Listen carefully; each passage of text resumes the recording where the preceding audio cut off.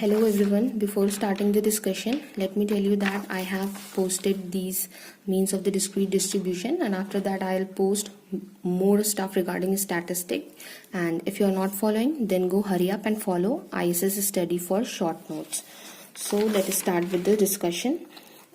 Here I am going to discuss example 8.19. This example says if the independent random variable x and y are following binomial distribution. So here the probability of success is given for both the variables x and y. Here we can write x follows binomial distribution with the value of n is 3 and the value of p is 1 by 3, and y is also following the binomial distribution with the value of n is 5 and the probability of success is 1 by 3. Okay. So after that we have to write down the probability that x plus y is greater than equal to 1. Okay, you all have studied the property of binomial distribution, that is additive property of binomial distribution. मैंने इससे पहले भी इसकी ये जो property है वो पढ़ा रखी है और वो आपको इसकी डिस्क्रिप्शन बॉक्स में मिल जाएगा. So additive property of binomial distribution says that if x and y both are following binomial distribution with same probability of success, that means अगर p की दोनों की वैल्यूज जो हैं वो सेम है तो यहाँ से हम बोल सकते हैं कि जो हमारा x प्लस वाई होगा वो फॉलो करेगा binomial distribution with n1 plus n2 comma 1 by p को. सो यहाँ से हम बोल सकते हैं कि x plus Y is equal to n1 plus n2 करने पे हो जाएगा ये 8 comma 1 by P, that means 3 हो जाएगा. अगर हम x प्लस वाई को सपोज कर लें कि ये एक न्यू वेरिएबल z है, तो ये न्यू वेरिएबल z हो गया, तो यहाँ से हमें निकालनी है probability z is greater than equal to 1. एंड z भी किसको फॉलो कर रहा है? z फॉलो कर रहा है बायनॉमियल डिस्ट्रीब्यूशन को. तो यहाँ से हम इसको किस तरह से लिख सकते हैं? 1 minus probability z is less than 1. Because n से ग्रेटर पे अगर हम वैल्यूज लेके जाएंगे तो z जो है वो वैल्यू लेगा 1 से लेकर 8 तक, बिकॉज n की वैल्यू 8 है और बायनॉमियल डिस्ट्रीब्यूशन जो होता है वो 0 1 2 अप टू n लेता है वैल्यूज. तो n की वैल्यू 8 होने की वजह से हम 1 2 3 अप टू 8 लेंगे वैल्यूज, तो वो कैलकुलेशन बहुत लेंदी हो जाएगा. तो कैलकुलेशन लेंदी ना हो इस वजह से हमने ये 1 minus probability z is less than 1 किया.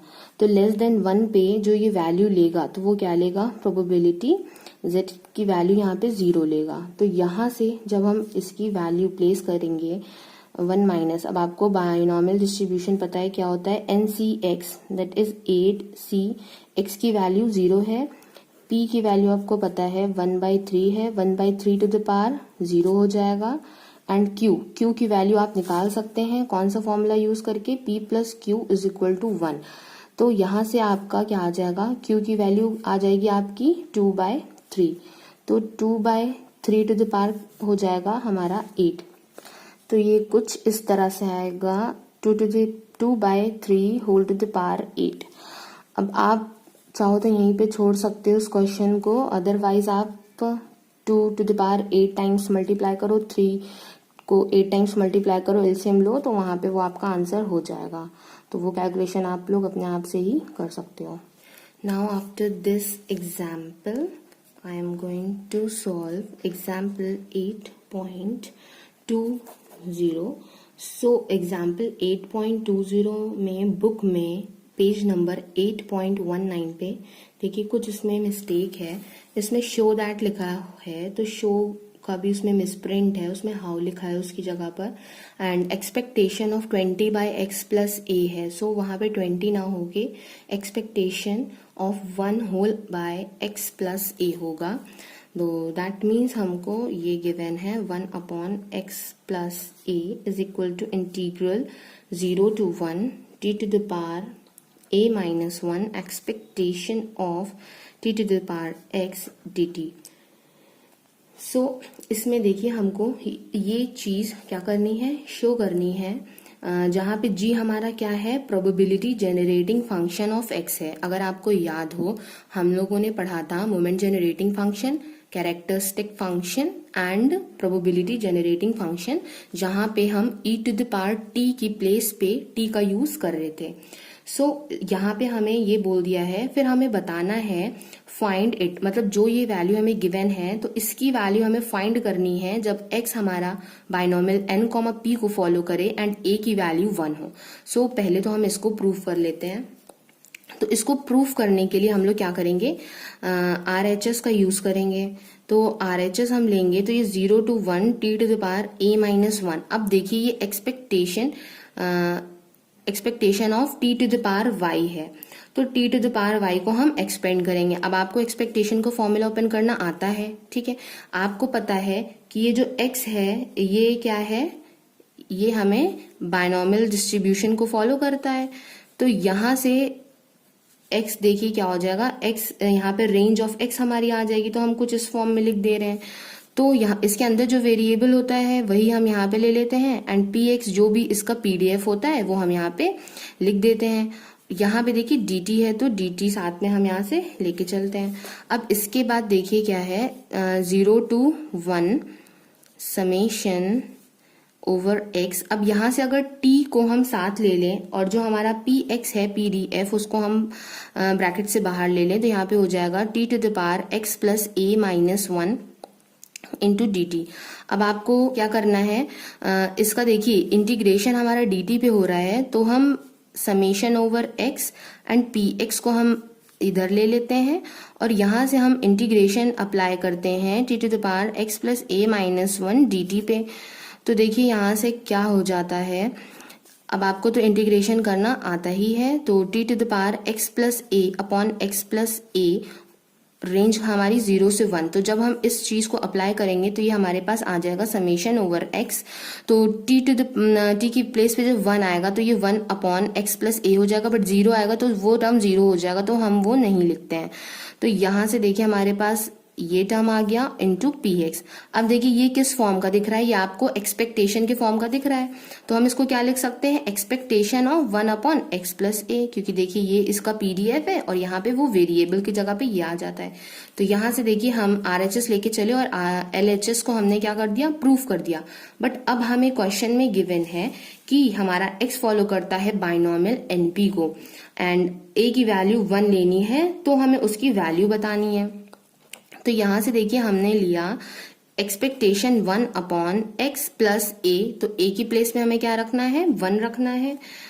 एंड यहाँ पे देखिए क्या हो जाएगा, इंटीग्रल 0 to 1, a की जगह पे जब 1 रखेंगे तो t टू द पावर 0 हो जाएगा, तो ये वैल्यू हमारी क्या हो जाएगी, 1 हो जाएगी। And expectation t to the power x है हमारा एंड यहाँ पे हमारा साथ में dt है, ठीक है। अब देखिए ये आपको प्रोबेबिलिटी जनरेटिंग फंक्शन का फॉर्मूला दिख रहा है। आपको देखिए mgf का फॉर्मूला पता होता था, वो क्या होता था, दैट इज mxt का फॉर्मूला क्या होता था आपका, q plus p e to the power t होता था। और यहाँ से अगर हम लोग प्रोबेबिलिटी जनरेटिंग फंक्शन वो gxt से आप रिप्रेजेंट कर सकते हैं उसको, और pxt से भी, एज यू विश। यहाँ पे देखिए हम लोग लिखते थे q plus p into T, that means e to the power t की जगह पे t यूज करते थे, दैट मीन्स ये इसका फॉर्मूला है। तो gxt की वैल्यू यहाँ से हम इसकी प्लेस पे लिख सकते हैं, बिकॉज यहाँ पे देखिए mxt को हम लोग ऐसे ही तो लिखते थे, expectation e to the power tx, तो expectation e to the power tx, तो e टू द पावर जो हमारा x है तो e to the power t है, उसकी जगह हमने t ले लिया whole to the power x, तो ये इस तरह से आया है। ओके, यहाँ से देखिए 0 to 1 हो जाएगा, तो हमने यहाँ पे लिखा q plus p into T whole to the power n into D T. अब आपको ऑब्वियसली इंटीग्रेशन आता है, ठीक है, जिनको आता है वो इसको सॉल्व करके आंसर निकाल लें, और जिनको नहीं आता है तो वो लोग इसका आंसर देख सकते हैं, अदरवाइज आपको आता है तो आप वीडियो को स्किप कर सकते हैं। यहाँ से देखिए मैं यहाँ पे अजम्पशन ले लेती हूँ। सबसे पहले देखिए q प्लस पी टी, इसको हमने माना z, एक न्यू वेरिएबल माना, और उसको डिफ्रेंशिएट जब मैंने करा तो यहाँ से D T is equals to D Z, और ये जो p कांस्टेंट है ये डिनोमिनेटर में यहाँ पे आ जाएगा। अब देखिए रेंज कैसे चेंज होगी इसकी, 0 to 1 थी, तो अब देखिए कैसे चेंज होगी। जब हम 0 लेंगे यहाँ पे टी की वैल्यू, तो 0 लेने पे जो लोअर लिमिट है वो q हो जाएगी, एंड जब 1 रखेंगे यहाँ पे तो ये p प्लस क्यू बचेगा। ठीक है, तो p प्लस क्यू की वैल्यू आपको पता है कितनी होती है, 1 होती है। तो देखिए रेंज कहाँ से कहाँ तक जा रही है, q से 1 तक जा रही है। तो मैं यहाँ पे लिख लेती हूँ, ठीक है ना, वरना पेज टर्न करना पड़ेगा। सो देखिए यहाँ से क्या हो गया, अब हमारी जो रेंज है वो क्या हो चुकी है, वो q टू 1 हो चुकी है, इसकी जगह पे z आ गया है and z to the power n हो गया है, और dt की जगह में क्या लिखना है, dz अपॉन p लिखना है। तो p तो कांस्टेंट है, उसको हमने बाहर ले लिया, तो p हमारा ये आ गया। अब देखिए आपको इसको क्या करना है, इंटीग्रेट करना है, तो z to the power n plus 1 whole upon n plus 1, range हमारी q से 1 हो जाएगी, देन 1 अपॉन p हो जाएगा, यहाँ से n प्लस 1 हमारा बाहर आ जाएगा, एंड जब इसकी वैल्यू 1 रखी जाएगी तो 1 की पावर n प्लस 1 वो तो 1 हो जाएगा, minus q to the power n plus 1 हो जाएगा। तो यहाँ से हमारा आंसर क्या आ जाता है, 1 minus q to the power n plus 1 whole upon p times n plus 1। So I hope आपको ये दोनों क्वेश्चंस जो है वो अच्छे से समझ में आए होंगे। So thank you for watching my video, have a nice day.